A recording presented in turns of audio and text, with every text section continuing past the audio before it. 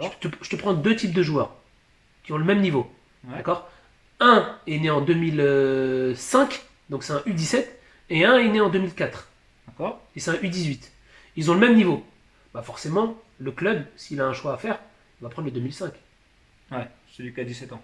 Bah oui, D'accord. il a encore 3 ans devant lui.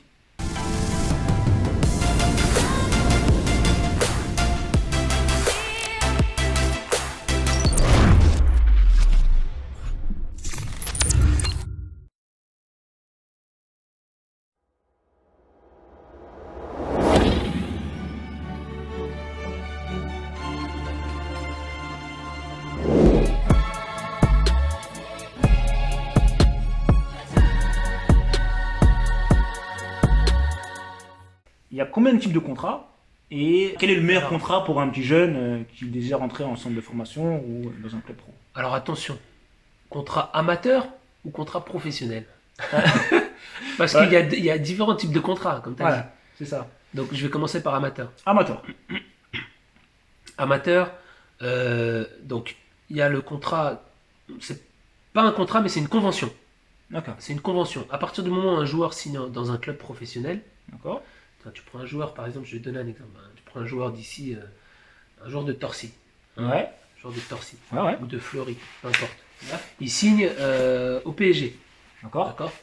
Une fois qu'il signe au PSG, il est obligé de signer une convention. Une convention, elle est obligatoire à partir du moment où tu nourris et tu loges le joueur. D'accord. Ok. D'accord. Si le joueur a plus de 18 ans et qu'il lui donne un appartement, il est possible de ne pas signer une convention. Mais il est très rare, parce que si un joueur signe après 18 ans, logiquement, il donne un contrat. D'accord. Il donne un contrat Ouais. stagiaire ou il donne un contrat pro.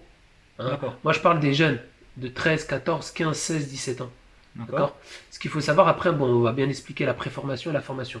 Mais là, je t'explique juste les contrats. Donc, quand tu signes dans un club, Ouais. tu signes une convention. Et la convention stipule, en fait, que tu es nourri, D'accord. d'accord, et que tu es logé. Voilà. Au sein du club. Au sein du club. Que eux prennent en charge ta nourriture, D'accord. la restauration Ouais. et l'hébergement. Plus ta scolarité. D'accord. Ça s'appelle une convention. Une convention. Voilà. Une convention qui est après à envoyer à la Ligue de football professionnel. C'est homologué et puis voilà. D'accord. Ça s'appelle une convention. Après, tu as les contrats. D'accord.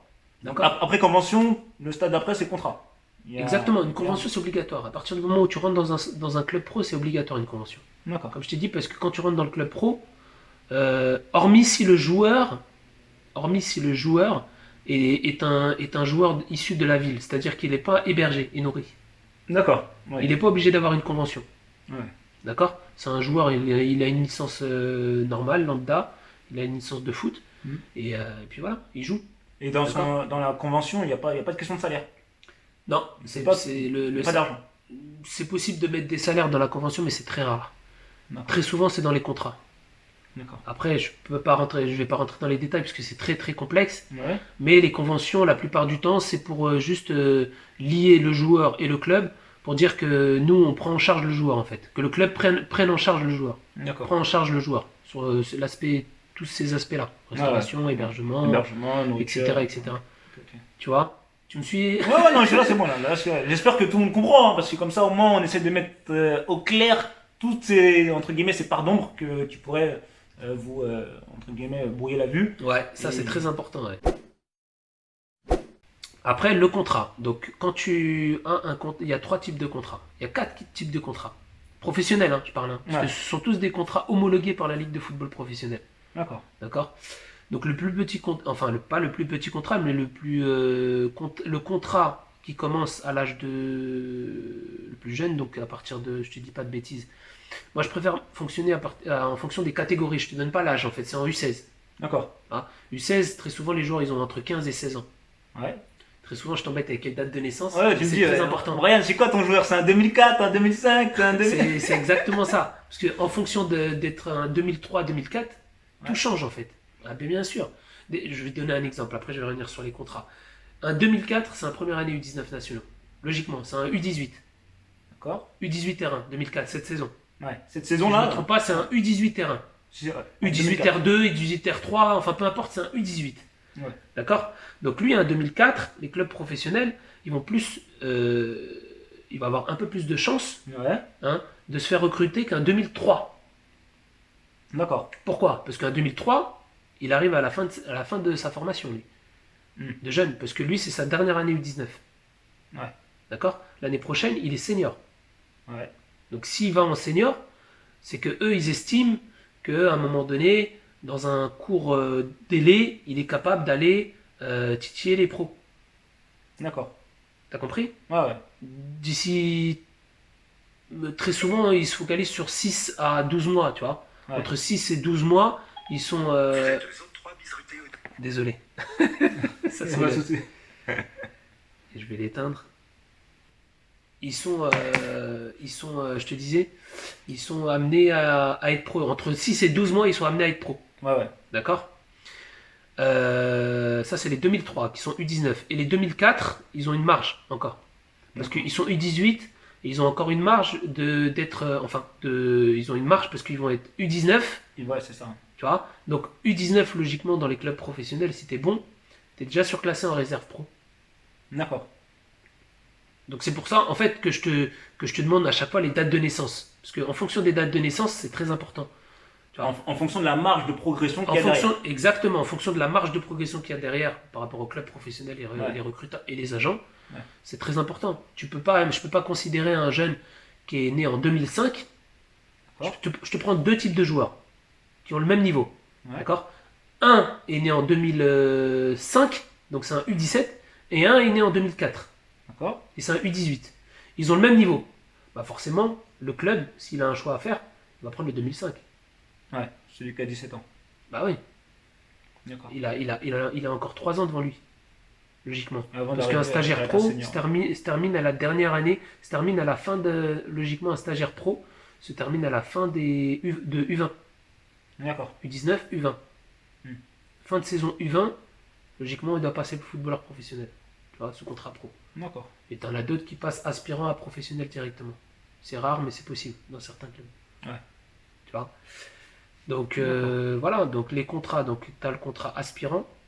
Ouais. Donc lui c'est de U16 à U18. U16, U17, U18, 3 ans. C'est uniquement pour cette tranche d'âge-là. Ouais, U16, U17, U18. U16, U17, U18. Contrat aspirant. Aspirant. Voilà, uniquement pour eux. C'est-à-dire, en gros, t'as 19 ans, impossible t'as un contrat aspirant. Non, impossible. Et quoi il comporte quoi ce contrat-là, justement? Contrat aspirant, c'est un contrat de travail en fait. Ouais. C'est un contrat de travail où tu es payé pour jouer au foot. Et tu es considéré en fait comme un joueur à fort potentiel. Ouais. Parce que ce qui fait la différence entre une convention et un contrat, déjà la convention elle est obligatoire même si tu as un contrat. Ça, il faut le savoir. Donc une fois que tu as la convention, après ils peuvent te proposer un contrat. Oui, Donc un parce contrat que c'est juste une question de reconnaissance. Quand tu as le contrat aspirant, tu as, aspirant. t'as une fiche de paye et tu as une paye à la fin du mois. Tu as de D'accord. l'argent de poche. Mais tu es Voilà. quand même au centre. Tu D'accord. peux être quand même au centre de formation. Dans la convention, logiquement, il n'y a pas d'argent et dans le contrat, tu as été payé. D'accord. C'est Ok. tout. Il y a uniquement ça qui change. La seule variante, c'est l'argent. Il y a ça, mais il y a aussi le fait que ça te donne une notoriété, la reconnaissance, mais aussi Ouais. le club. Tu appartiens au club. D'accord. Parce que quand tu es sous convention, tu restes amateur. D'accord. Tu n'as pas de statut. C'est le statut qui change. Tu peux quitter le club à tout moment? Ah, quand tu es amateur, tu peux quitter le club à tout moment. Quand D'accord. tu es sous convention dans un club professionnel, tu peux partir. D'accord. D'accord? Après, attention, tu as des réglementations qui disent que jusqu'au 30 avril, 30 avril, disons cette saison-là, 30 avril 2022, les clubs ont le droit de se positionner, de proposer un contrat. D'accord. Tu vois? Pour un U17, ils peuvent proposer un aspirant. Pour un U18, un stagiaire. D'accord. Tu vois? Pour celui Ouais. qui est en U20, en fin de stagiaire, ils peuvent proposer un contrat pro.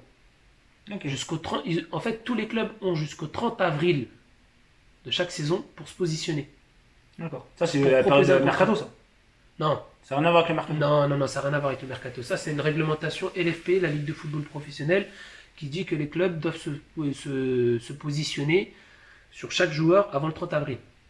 Je te donne un exemple. Si un club ne s'est pas positionné avant le 30 avril, on arrive au 1er mai.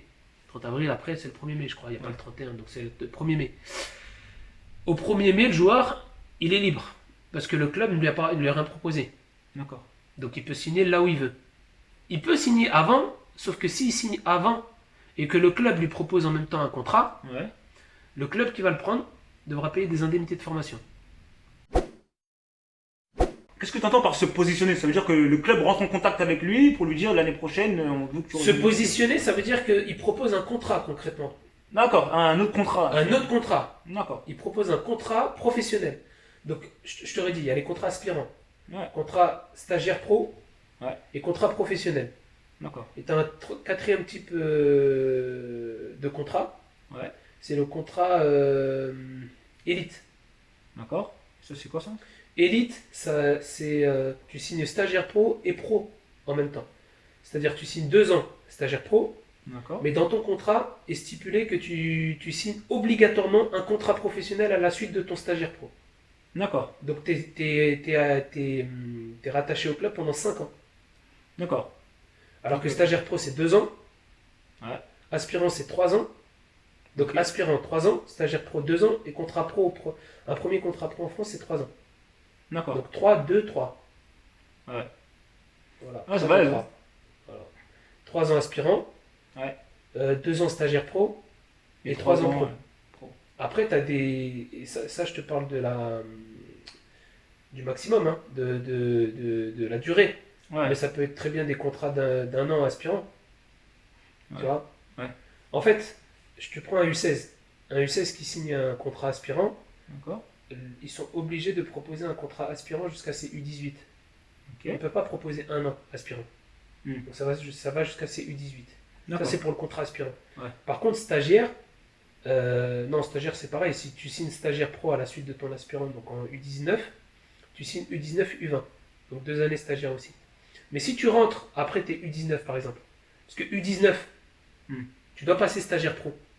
Ouais. Ouais. Mais si un joueur rentre en U20, donc il va signer qu'un an en stagiaire pro, Ouais. un joueur est recruté à 19 ans, Ouais.